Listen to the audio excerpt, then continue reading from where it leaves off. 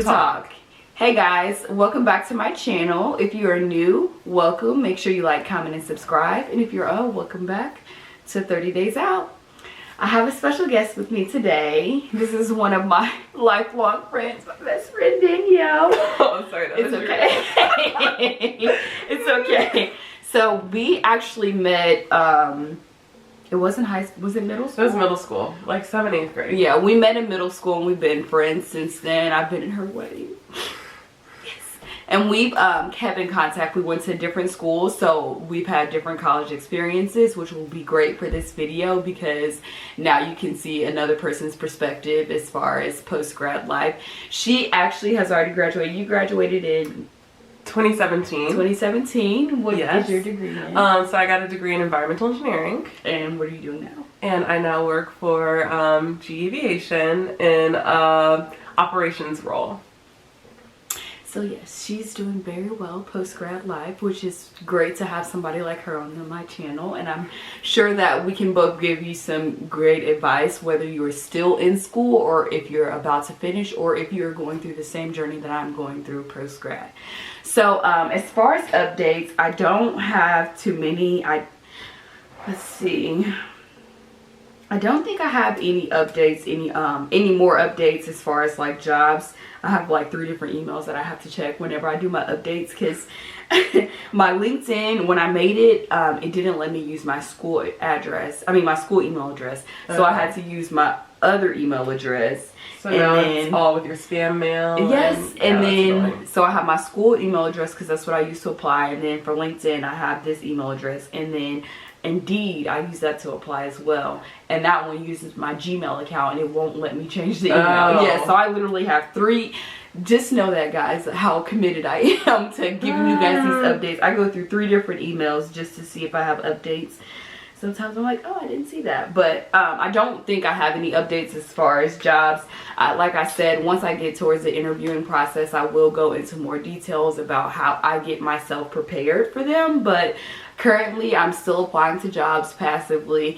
I did look into more jobs at specific places. So if you have companies in mind, it's always good to update yourself regularly on the new jobs that they have listed, because then that can help you figure out positions that you are able to apply for. So when you were looking for a job post-grad, how was that process for you? Did you like look through, because I know for GE you did like the little internships or co-ops. Yeah, so my experience was a little bit different because I did have co-op experience with the company that I ended up working with full-time. So essentially I went through my co-op process, and before I graduated, like the summer before I graduated, they had options for what kind of roles were open. And I interviewed for that then, and I kind of knew like before, it was probably like a month into senior year that I had that job. So that's nice. Yes, it was a different experience. It's kind of nice because I already knew like before I graduated, like I had a job. It kind of alleviated a lot of stress. Definitely. Like, so it definitely speaks volume on internships, how they can be helpful. Yeah. So as far as, so I feel like for you, your job search was more of the internship. So for the process of the internship, how did that go for you? Because did you have like a lot to choose from as far as your co-op, and how did that go? Yeah, so my co-op experience was very telling on like what I liked and what I didn't like. For the most part, it allowed me to narrow down like, hey, I like this company, I want to stay within them. I think that they have a broad enough scope that I'll be able to get the experiences that I want out of it. And that's kind of how I ended up staying with GE, because that co-op was really just like my interview process. And it also allowed them to kind of interview me, and I already created my brand for myself before I even got to the interview. So it was kind of nice because we all mutually knew each other and knew that I wanted to work for them, and they wanted me to be a person that worked for them as well. So it was nice. Okay. Yeah. So what advice would you give someone as far as like looking for internships? Because I feel like that is a process in itself. So what advice would you give someone that's getting into that? Because I don't want it to just be strictly for people that have just graduated or recently graduated. If you can learn some advice before you get to that, and I would like to help someone. So what advice would you give someone that's doing these, doing their search for internships or anything like that? Yeah. So like first advice, just like be open to anything. So I think a lot of people that I've noticed when we're first looking for internships and co-ops, like there was very niche things that people wanted to get into. They like kind of siloed themselves and left out or kind of counted themselves out for a lot of different opportunities because they thought they knew exactly what they wanted to do. So first and foremost, just be open-minded.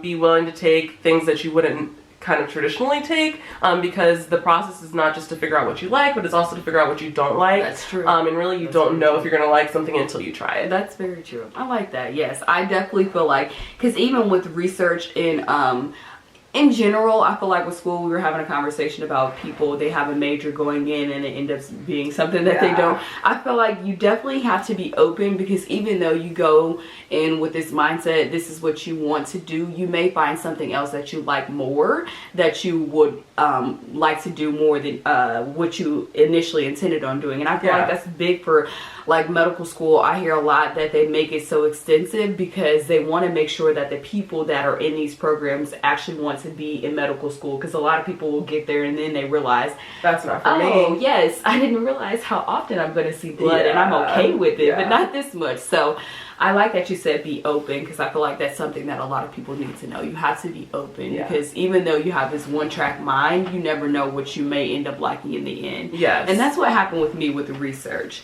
Because I felt like, oh, I'm gonna go to medical school, and then I started doing research and I enjoyed it a lot. So it was something that I'm like, okay, this is something I could see myself doing, even though I have a lot of requirements of what I want to do with research. I really do enjoy it. Open mind. Okay, I have an open mind for you as well. Yes. Okay, so I'm gonna keep that in mind. So today I wanted to talk about college life versus post-grad life, because I feel like you do have to sacrifice and make some adjustments transitioning from being in college and the lifestyle that you live in college versus post-grad, and if you have a job or a career. So I just have a couple of questions that myself and Danielle are going to answer about college life versus post-grad life. So the first question that I had to ask you is, what was the biggest adjustment that you had to make from college life to post-grad life? So the biggest adjustment is your sleep schedule. For me personally, is my sleep schedule. So like when I was in school, I was able to like take a couple classes. On a good day, my schedule's fitting, so I can go home and take a nap. I can study, and then I'll go back to class. But I'm never doing anything for a long extended period of time. Work is totally different. So like when you're going to work, you wake up, or well, for me, I wake up pretty early to go to work, and then it's essentially like 8 hours a day. You're sitting, walking, you're at work with your mind focused on work. And a lot of days it's not just 8 hours, it could be 10, it could be more than that. And so it requires a lot of attention in a very long spread out period of time. And you don't have that opportunity for naps. So that was, it sounds silly, but it's true. Was the biggest adjustment for me. Because literally in college, I'm like, okay, I got 30 minutes. That means I can take a 15-minute nap. And then I'll give myself 5 minutes to wake up, and then I'll go to class. So yeah, I think for me, I'll say the same thing. I'll say my sleep schedule mixed with time management, because I feel like in college, because your schedule can be so sporadic, you kind of stay busy a lot more, and your days are filled with a lot more things. Even though you still have that time for naps and things like that, you're doing a lot more.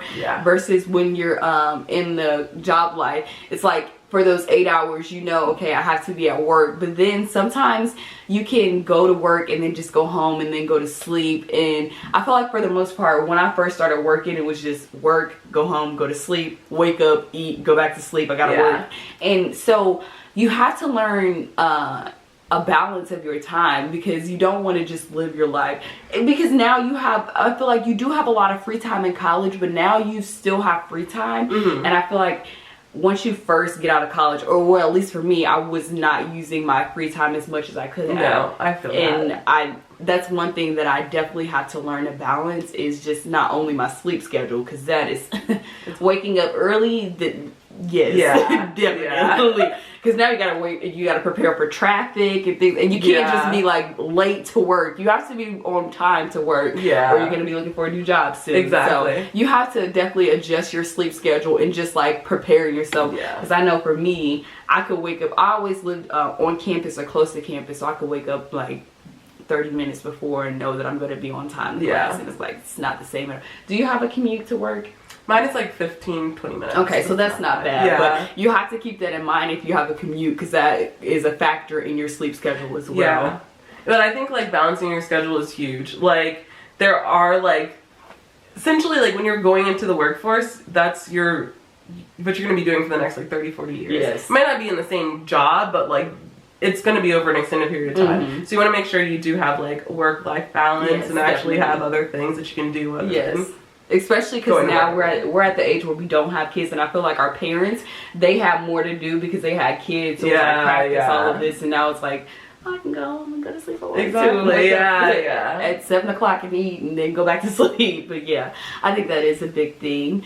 The second question that I had was, what was something, and it doesn't necessarily have to be academic, but a part of your college lifestyle that helped you adjust to post-grad life? Yeah.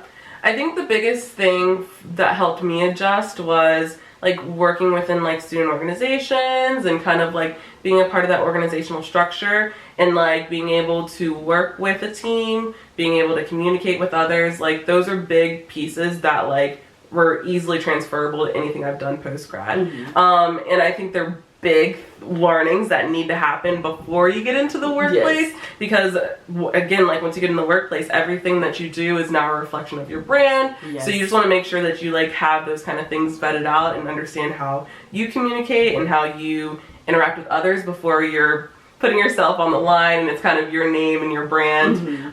College is more of a safe space in that regards Yes. to like figure those kind of things out. Yes.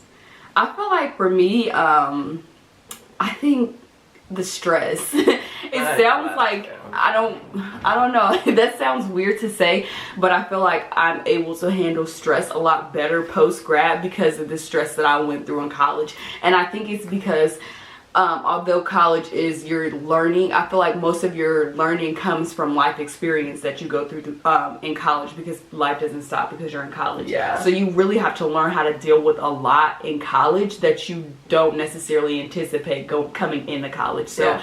I feel like one thing that definitely helped me was stress, because now I knew how to handle it much better than if I wouldn't have went through college. Because working in high school, you know, we have jobs and that's stressful, but it's not the same type of stress. And we probably thought we were handling it better than we were. But now, like, I really feel like I can handle stress much better than I was before. And that's like not only just in your job, but just outside of that, because more than likely you're going to be living on your own and you're learning a lot still post grad. And I feel like college definitely helped me deal with stress a little bit better, because now I react differently more than anything. It's not just like, I used to call my mom for everything. Mom, literally, my battery died on my car, and they told AAA, they tried to give me a jump, but they're like, you need a new battery. Yeah. And he's like, do you want to, I have batteries, I can replace your battery. And I called him, I'm like, he's saying I need a new battery. What do I do? It's just like, get a battery. So I definitely feel like I can handle stress a lot better from college. So Yeah, that's fair. but definitely being in organizations help you. I feel like I was not necessarily the people person that I was now coming into college that I've become. So definitely we've come a long way. Mighty long way. Mighty long way. Mighty long way. Enough said. And then the last question that I had was, because I feel like every time with high school, I feel like once we get through high school, we're like, this is something that they should have taught us in high school that they didn't. And then even with college, I feel like there's some things that they should have taught us in college that they didn't. So what's one thing that you feel like maybe as a college student we should take more serious, or something that we should keep in mind to take into grad life that we can take from college? Oh, that's a really good question. I guess, okay.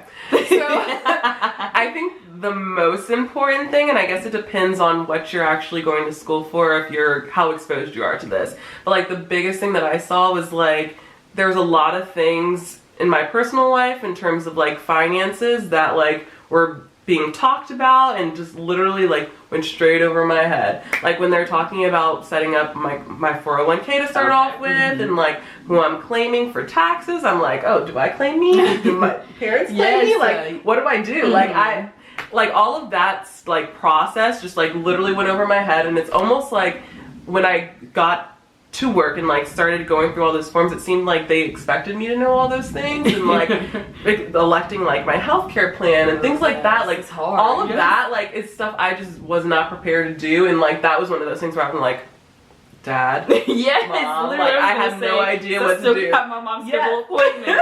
So now you want me to pick my health care Yes. schedule appointment. How do I know it's the right one? I think that's good. That's a good one, because I never even thought about that, and they make that your responsibility. And honestly, it wasn't until like the year later that I realized, oh, I should probably go back and look at this stuff because I probably did not select the right things. Now that I'm a little more, I know a little bit more. But also just like financial planning in general. So like the big thing that I noticed when I like got a full-time job is like, oh, I have money, consistent money. Like this is nice. But what am I doing with that money afterwards? Because I feel like the first couple of paychecks, I probably splurged a little bit more than I should have. Because I wasn't actually planning. That was the new money. Exactly, it was new money. Yeah. But it's not sustainable. And there's bills that gotta be paid. Just like financial planning, just like knowing what to do with your funds, kind of like setting out a budget and knowing like what things need to be paid, what your priorities are, like how you're gonna live within the lifestyle with the funds that you have is like one of the things that I don't think is really taught in college, but it's huge, and like everyone really should know how to do that and have a budget that they're working off of. Yes. I would definitely agree. I was definitely going to say finances and financial aid. I feel like we all know how it is. You see every relatable quote or picture in the world about financial aid and dealing with the people in financial aid, but I feel like we still don't take it as serious as we should, because then you get out of college and then I think it's like with your loans after 6 months, then they expect you to start paying on them, and they come calling. Yes, and then I feel like then you look back and you're like, okay, I should have been a little bit better with the loans that I was taking out and just like how much you truly need. And I feel like that's a discussion that you really have to sit down if you have those counselors, those financial aid counselors. Okay, what actually, because people will take out the max amount just for that refund. And that was me. Do not do that unless you need it. Unless you need it, because while you're thinking temporarily in college, you still have to pay that money back regardless, and they're gonna make sure you pay it back. So I was definitely gonna say financial aid is something that I feel like we should at least have a better knowledge of what we're getting ourselves into, because essentially you are signing a contract that you're going to pay this money back once you graduate. And some people don't realize how much money they're really signing over, because that interest, whether or not you have one where the interest is accruing while you're in school or out of school, and then just finances in general, because I feel like in college we kind of have we live in that broke college student mindset, and we think it's okay, so we're okay with living on the last dollar and being able to say we lived on a week with only $5 or something like that. But in the real world, well, not the real world because it's still the real world, but post-grad life, when you have a lot of other things that you have to take into consideration, it's not as easy as it was in college. Because we're living in college housing. Even if it's off campus, it's still something that's reasonable for a college student. You don't really have to, well, I think we learned to cut out food as much. Like we cut expenses where we can, and you can't necessarily do the same thing once you're post-grad in a career or something like that. So definitely financial planning and just taking those things serious. I feel like that's something where we look at it in college and we think of it as a future problem, and it's really a now problem. You need to worry about it as soon as possible, so you're not setting yourself up for failure. Because I just get so angry every time I have to pay a loan or something. Oh my gosh, don't get me started. This is not for this video. We'll have another video about that. But I just wanted to end on the fact that we had a conversation about this, and I always have this conversation about with people about this. Enjoy those naps while you can. While you're in college. Rest up, because literally you can't take a nap. Like during work. You can. You'll probably be different. let go. Yes. Yes, we come from being able to go sit in class for 1 or 2 hours where you really don't even have to stay awake. Nobody's forcing you to stay awake in class anyways. And then you could take a nap, and that allows us to stay up late all the time. But once you get, man, the sleep was definitely a big adjustment for me. Yeah. Man. It's huge. And honestly, not to say that like post-grad you're gonna get a job and you're gonna be working 8 hours straight with no break, it's gonna be horrible. Like, it's good. Like, you have your time, you just have to balance your time wisely, and get to sleep on time. Like, my bedtime it's 10:44 p.m. It's past my bedtime. It's a Saturday, so it's okay now. It's okay. It's okay right now. But yes, I'm like, you don't really value those bedtimes, so you need those bedtimes. And I would be angry, like, oh, why am I still up? Gosh, I need to go to sleep. But yes, so I hope you guys enjoyed this video and you were able to get some advice from us about college life versus post-grad life, because even though it's a transition, sometimes you think it's smaller than it is. It's really a big transition that you're making once you graduate, you know. That elevation causes for more responsibility, so keep that in mind. Thank you for watching this video. This was day 13. We're 13 days in. 13 days in. Wow. And we had some highs and lows. 2.5 years in. You got it. Hopefully. But thank you for watching this video. Thank you for being in my video. Thank you for having me. And I will see you guys in the next video. Talk to you next time. Team D2G Squad. Let's say hi. You have to.